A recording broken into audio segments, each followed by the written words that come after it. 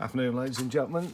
I thought I'd best line up a video of how to remove the side panels and the tank for Suzuki GSXS 1000. I found a couple of videos on YouTube that actually show you how to remove the side panels, but not one that will fully show you how to lift the tank and get into the air filter. It's a bit tricky, but I think first time that you've done it, you know it, and it's easy enough next time you come around for a service.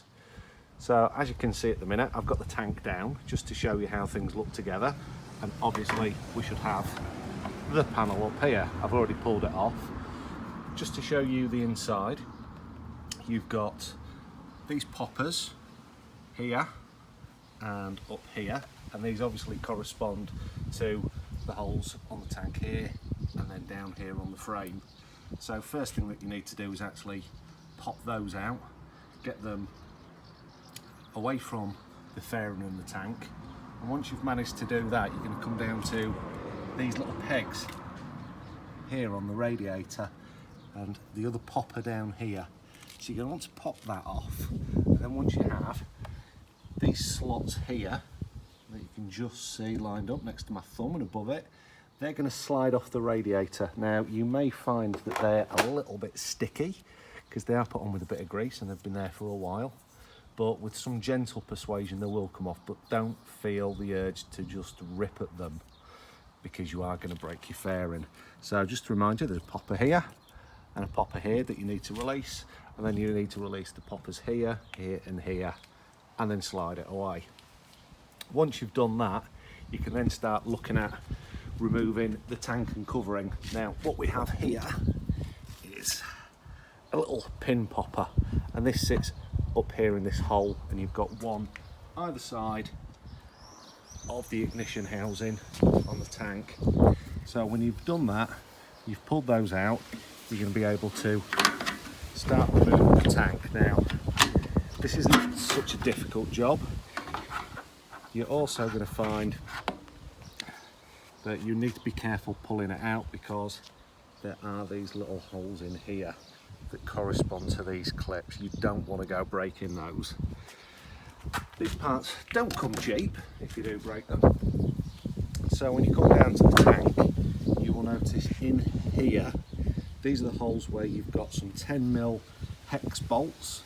I just pop those with a ratchet spanner, and as soon as you've done those, you can actually lift the tank up.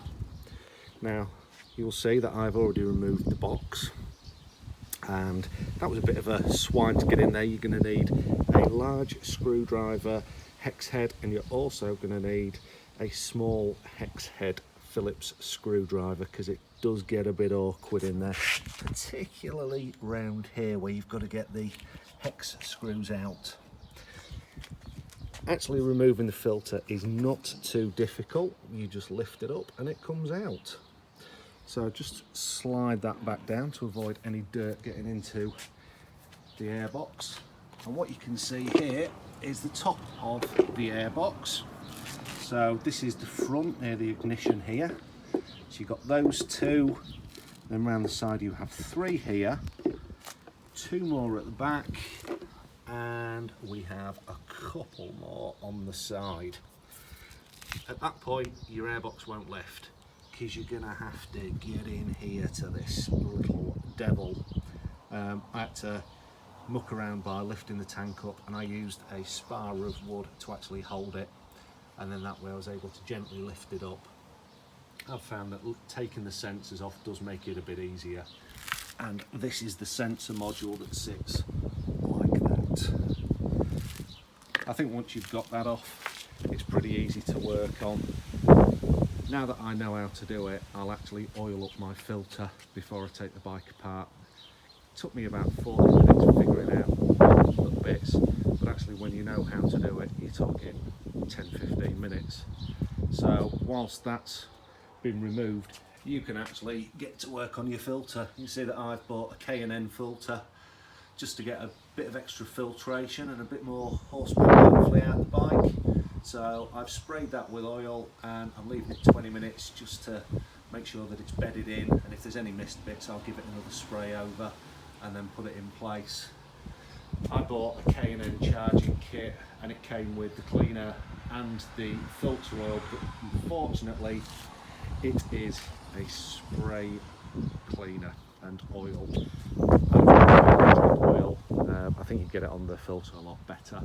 But all in all, it's quite an easy job actually. I can see why garages charge so much money to get these things apart, but once you know how to do it, I think it's quite easy. Hope you've enjoyed it, and hopefully it'll help you. This will be going up on my YouTube channel soon, and it'll also be going on the Suzuki GSX Owners Club UK on Facebook. For any of you that don't know the group and are in the UK, come along and have a look. They're a very friendly bunch, if a little weird to say the least. The moderator, Adam Hartley, is a mind of information about bikes. We won't talk about the dodgy place that he works, but he knows his stuff.